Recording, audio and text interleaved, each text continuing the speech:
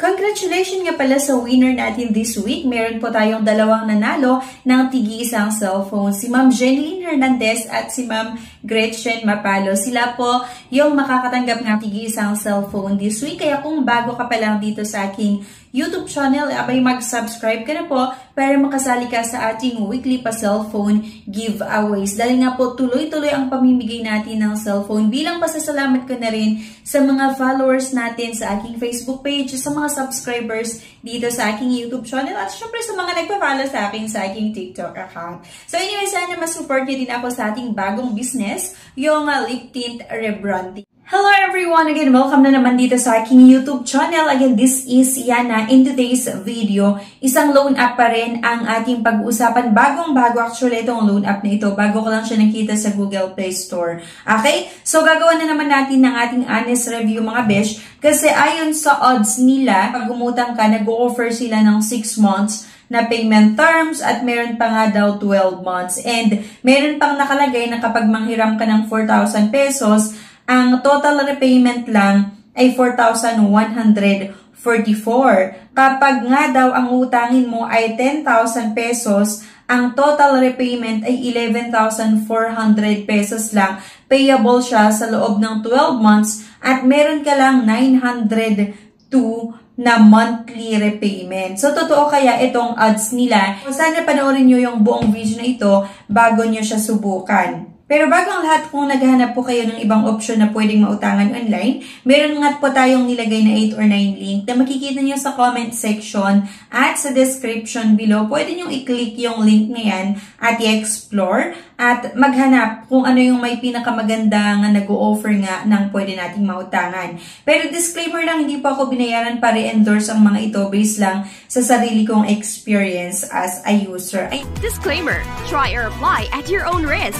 So, let's get back to the topic. Ang pag-uusapan natin ay itong si Pesogo. Under nga daw siya ng Pesogo app. At ayon dito, meron siyang 1,000 reviews at 4.4 star. So, kapag i-open nyo siya mga beshi, meron silang gustong i-access sa ating cellphone. So, nasa sa inyo pa rin. Gusto nyong mag-agree or pwede nyo rin namang i-deny. Kaya lang kasi pag hindi tayo nag-agree, hindi nga po magpo-proceed ang ating loan application. Gusto nilang i-access yung SMS, yung call logs, contact information. So, click lang natin yung agree kapag okay lang sa'yo, ni-access nila yung mga ito, at get your loan in 5 minutes. Kailangan lang natin ilagay yung ating mobile number at syempre meron tayong matatanggap na one-time password. Makikita mo nga na pwede nga daw tayong makautang hanggang 30,000 pesos at deposit in 5 minutes lang.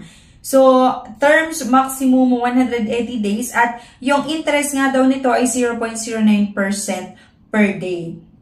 So, okay kaya siya? Click lang natin yung apply now kapag gusto nyo ang umutang. At syempre, same with other loan app na para makautang tayo dito, kailangan natin sagutan itong personal information, yung patungkol sa'yo like first name or complete name, gender, date of birth, education, marital status. Kailangan nyo din na mag-upload ng isang ID. So, ito daw yung ID na tinatanggap nila, UMID SSS card, teen passport, driver's license, at iyong national ID. Pagkatapos nga nun mga beshi, kailangan yung sagutan itong work information, yung type, yung industry, job experience, at yung monthly income. Emergency contact, kailangan din nating maglagay mga beshi, at mag-upload nga tayo ng isang valid ID. So yung ID yung pipiliin natin mga besh, at pag na-upload mo na, meron pa silang face recognition or facial recognition. I-click mo lang yan. Meron silang instruction na kailangan mong sundan. At kailangan yung ilagay kung saan nyo gustong matanggap yung loan proceeds. It's either bank account or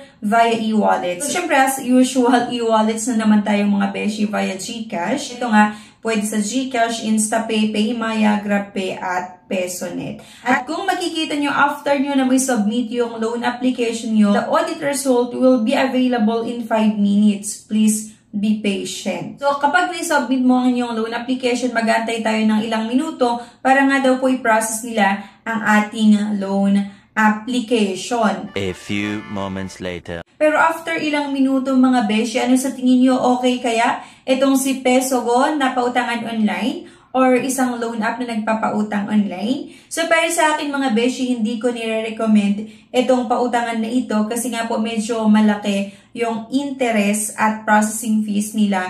Parang bihira lang talaga yung mga loan app na nag-o-offer ng mababang interest rate at mahabang payment terms. Okay? So, itong si PesoGo mga beshi, same lang siya with other loan app na kung saan kapag ma-approvean ang inyong loan application ng 4,500, bali ang matatanggap mo lang or yung i-disburse nila na loan proceeds ay nasa 2,900 plus lang at kailangan nating bayaran sa loob ng 7 days. So yung amount na babayaran natin within 7 days ay 4,815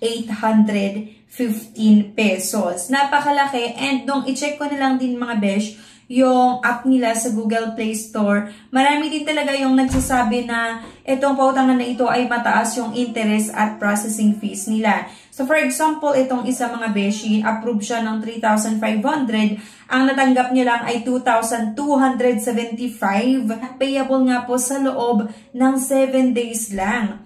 Okay? So hindi siya maganda ni i-recommend sa inyo. Kaya nasa sa inyo pa rin kung gusto nyo subukan itong mga ganitong pautangan online. Loan shark po itong mga besh. And syempre, kung naghahanap ka ng ibang option nga po na pwedeng mautangan online, meron po tayong nilagay na 8 or 9 link na makikita nyo sa comment section at sa description below.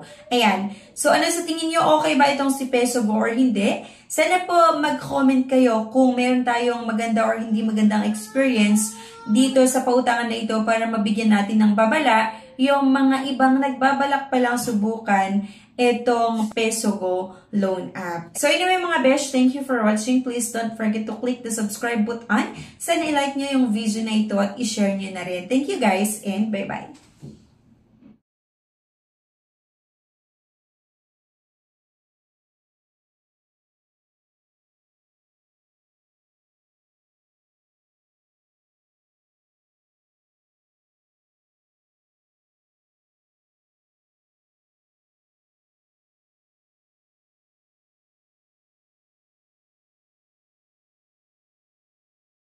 Congratulations nga pala sa winner natin this week. Meron po tayong dalawang nanalo ng tigi-isang cellphone. Si Ma'am Jeneline Hernandez at si Ma'am Gretchen Mapalo. Sila po yung makakatanggap ng tigi-isang cellphone this week. Kaya kung bago ka pa lang dito sa aking YouTube channel, abay mag-subscribe ka na po para makasali ka sa ating weekly pa cellphone giveaways. Dahil nga po tuloy-tuloy ang pamimigay natin ng cellphone. Bilang pasasalamat ko na rin sa mga followers natin sa aking Facebook page, sa mga subscribers dito sa aking YouTube channel, at syempre sa mga nagpa-follow sa akin sa aking TikTok account. So anyway, sana ma-support niyo din ako sa ating bagong business, yung lip tint rebranding. If declined sa bank and other loan apps, pwede niyong subukan yung ibang options.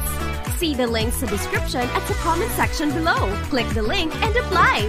Disclaimer: try or apply at your own risk.